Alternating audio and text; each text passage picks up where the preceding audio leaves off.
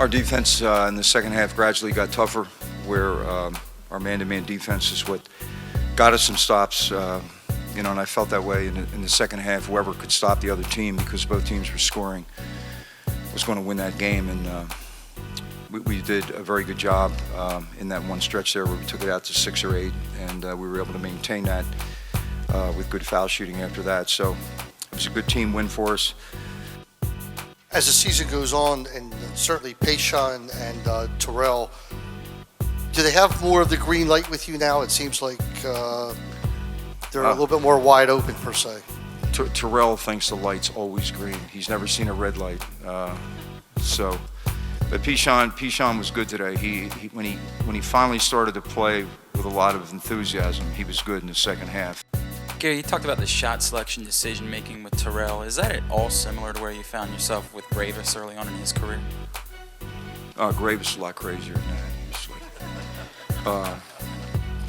Terrell's like easy to coach, his freshman year. No, I mean it's the great competitor that thinks he can score against anybody. So you got to channel that a little bit, because you're going against good people now, and see where it's best for you, pick your spots. And I thought he took 2 bad shots the whole day, and he scored 25 points. So I'll take 2 bad shots for 25 points.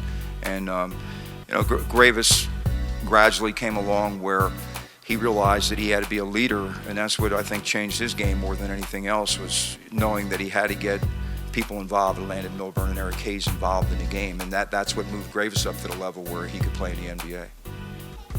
Yeah, it was great to see Gravis. I've been watching. We text once in a while. He's amazed that I can text, but it's just, I'm really moving into 2011 here. I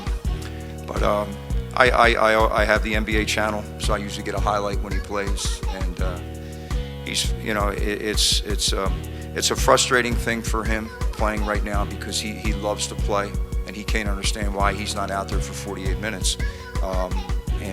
But he's working hard, and the guys in the team like him, and he's got a great future.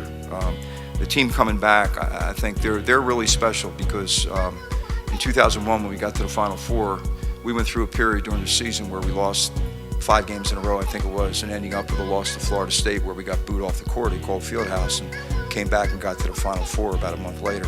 So those guys will always be special, and what they did, they broke through a ceiling that was here.